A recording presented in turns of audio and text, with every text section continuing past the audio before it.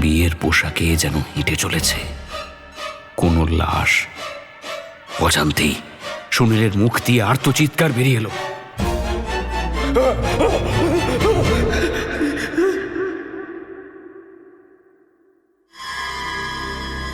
হাড় হিম হরা।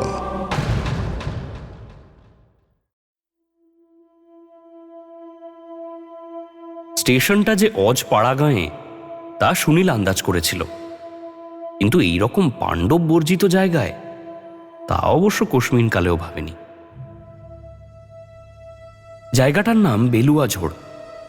সেখানকার স্টেশনে নতুন গেটকিপার হিসেবে সে এসেছে। আগের গেটকিপার অবসর নিচ্ছে। ট্রেনটা নামিয়ে দিয়ে চলে যাওয়ার পর প্ল্যাটফর্মে কাউকেই দেখা গেল না, যেন এই অঞ্চলে কোনো মানুষই থাকে না।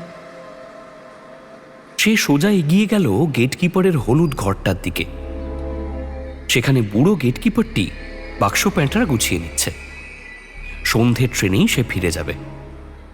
সুনীলকে ঢুকতে দেখে পোকা খাওয়া দাঁতগুলো বের করে এসে উনি জিজ্ঞেস করলেন, আপনি কি সুনীল জানা নাকি? সুনীল বলল, হ্যাঁ। বসেন বসেন, লিকা চা খাবেন?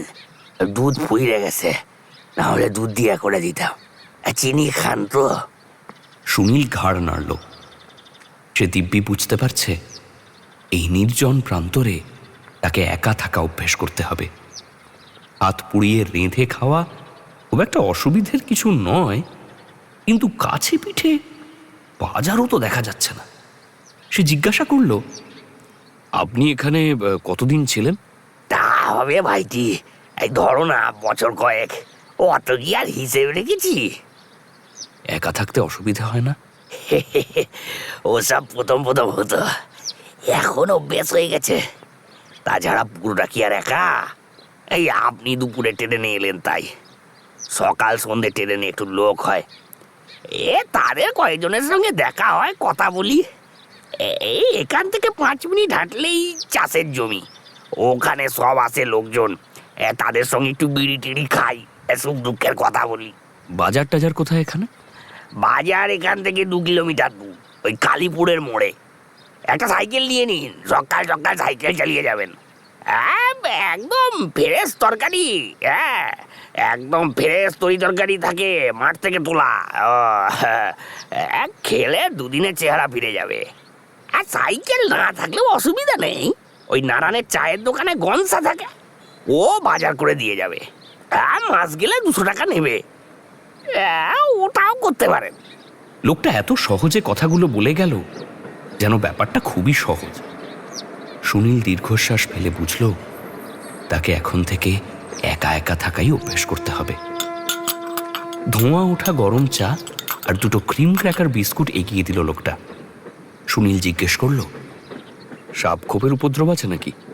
বুড়ো নির্বিকার গলায় বলল, তা আছে, তবে আপনি ওদের বিরক্ত না করলে ওরাও কিচ্ছু বলবে না। রাত্রিরে খালি আলু বা লাঠি ছাড়া বেরোবেন না, বুঝলেন তো? এখন শীতকাল তো অতটা ভয় টয় নেই, বর্ষায় একটু দেখে শুনে চলতে হবে, পোকা টোকাও আছে প্রচুর। তবে লোকটা চুপ করে গেল। সুনীল জিজ্ঞেস করল, তবে কি? লোকটা খানিকক্ষণ থেমে বলল, আপনাকে এখনই বলে দেওয়া ঠিক হবে কিনা বুঝতে পারছি না, তবে না বললেও বিপদ হতে পারে। মানে কি ব্যাপার বলুন তো? লোকটা একটু দোনোমনো করে বলল, এই ছাদে চলুন একবার। শোয়ার ঘরের পাশ দিয়েই একটা সরু সিঁড়ি উঠে গেছে ছাদের দিকে। দুজন সেই সিঁড়ি বেয়ে ছাদে উঠল। একতলায় সামান্য উঁচু থেকে যতটা চোখ যায় কেবল ক্ষেত আর জঙ্গল, মাঝে সরু ফিতের মতো চলে গেছে রেলপথ। উত্তরের জঙ্গলের দিকে আঙুল তুলে বুড়ো লোকটা বলল, এই যে বনটা দেখছেন না, এ জঙ্গলটা ভালো নয়। মানে গাঁয়ের লোকেরা নানান কথা কুকথা বলে, ওসব আপনাকে বিশ্বাস করতে হবে না, কিন্তু পারত পক্ষে ওই দিকে যাবেন না। দিন মানে যান অসুবিধা নাই, সন্ধ্যের পর তো একেবারেই যাবেন না। আর রাতে ওই উত্তরের জানলাটাও খুলবেন না।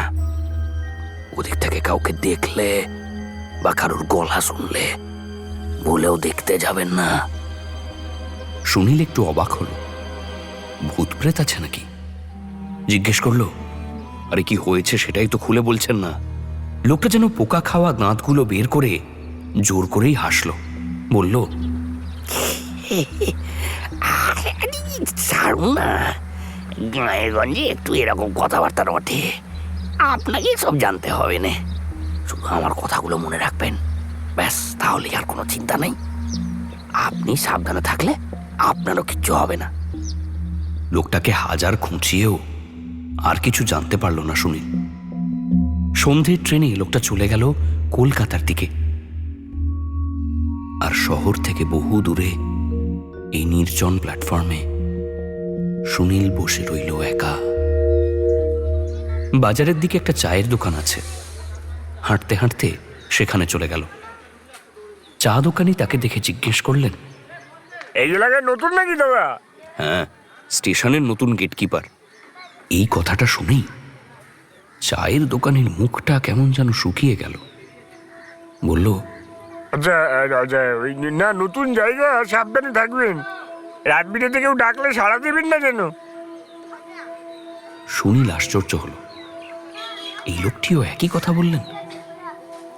কিন্তু তাকে কিছু জিজ্ঞেস করবার আগেই তিনি যেন কিছুটা ইচ্ছে করেই অন্য এক ক্রেতার দিকে চলে গেলেন। ডিমের ঝুড়ি থেকে হাত বাড়িয়ে গুনে গুনে ডিম দিয়ে দিল তাকে।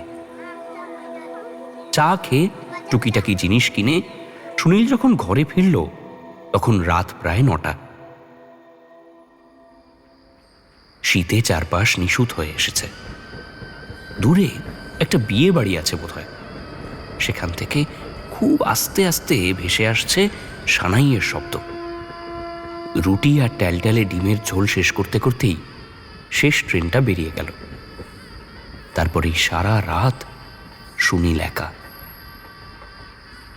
সারাদিন ধকল যাওয়ার পর এতই ক্লান্ত লাগছিল, পেটে খাবার পড়তে আর কাজ শেষ হতে জেগে থাকা গেল না। বালিশে মাথা রাখতেই সুনীল ঘুমিয়ে পড়ল। কতক্ষণ কেটেছে কে জানে। হঠাৎ কার যেন সরু গলায় তার ঘুম ভাঙল। একটা মিলি কণ্ঠ বাইরে থেকে ডাকছে, শুনছেন? কেউ আছেন? ঘুমের ঘোর কেটে ধড়ফড় করে সুনীল উঠে বসল। আবার ওই গলাটা শোনা গেল। বলছি, কেউ আছেন? সুনীলের মনে পড়ল চা দোকানি আর আগের গেটকিপারের কথা। কেউ ডাকলে সাড়া দিতে তারা বারবার বারণ করেছিলেন। তবু তৃতীয়বার ডাকটা শুনল সে। একবারটি বাইরে আসবেন, আমার খুব বিপদ। ডাক্তার মধ্যে এমন একটা আকুতি আছে, তাকে উপেক্ষা করা যায় না। সুনীলও পারল না। গায়ে মোটা চাদরটা জড়িয়ে দরজা খুলে সে বাইরে বেরোলো। কই, কেউ তো নেই। শুধু ঝিঁঝির ডাক আর সানাইয়ের শব্দ। হঠাৎ সুনীল দেখল লাইনটা যেখানে জঙ্গলে মিশেছে সেই দূরে একটা বউ হেঁটে চলেছে। স্টেশনের আবছা আলোয় বোঝা যাচ্ছে তার পরনে বিয়ের পোশাক। সুনীল গলা তুলে চিৎকার করল, শুনছেন? কোনো সাড়া নেই। বউটি যেন বাতাসে ভেসে চলেছে, একদম সোজা এগিয়ে যাচ্ছে জঙ্গলের দিকে। হঠাৎ সুনীল দিক বিদিক জ্ঞান শূন্য হয়ে হাঁটতে শুরু করলো। বউটির কাছে গিয়ে তাকে ডাকতেই বউটি ঘুরে তাকালো তার দিকে। সুনীল দেখল বউটির মুখ ক্ষতবিক্ষত, চোখ ঠেলে বেরিয়ে আসছে, ঠোঁট ফাটা, যেন মুখ থেকে কেউ রক্ত শুষে নিয়েছে। বিয়ের পোশাকে যেন হেঁটে চলেছে কোনো লাশ। অজান্তেই সুনীলের মুখ দিয়ে আর্তচিৎকার বেরিয়ে এলো।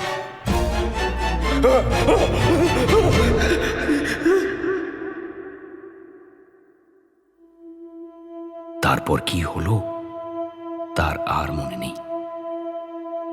যখন তার জ্ঞান ফিরল তখন বেশ বেলা হয়েছে।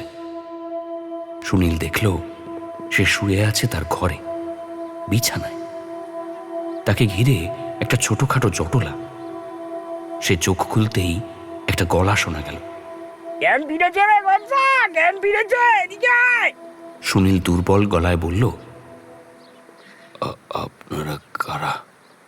একটা লোক বলল, ভয় নেই, আমার নাম গনসা। আপনি প্রথম এসেছেন, ভাবলাম বাজারটা করে দিই। এসে দেখি আপনি রেল লাইনে মুচ্চ গেছেন। আমরা তো বুঝতেই পেরেছি কি হয়েছে। শোনেন তাহলে, আজ থেকে বহু বছর আগে একটা মেয়েকে বাড়ির অমতে বিয়ে দেওয়া হচ্ছিল। ও বাড়ি থেকে পাইলে উত্তরের জঙ্গলের দিকে রেল লাইনে মাথা দেয়। তারপর থেকে মাঝে সাঝে এখানে ওকে দেখা যায়। কাল রাত্রিরে আপনি জ্যান্ত কাউকে দেখেননি বাবু। ও তবে ও কারোর ক্ষতি করে না। আপনার ভয় নেই, কয়েকদিন রাত্রিরে আমি আপনার সঙ্গে থাকবো। জল টল খেয়ে সুনীল একটু ধাতস্থ হলো বটে, কিন্তু তার কানে এখনো স্পষ্ট বাজছে মেয়েটির কণ্ঠস্বর। শুনছেন? কেউ আছেন?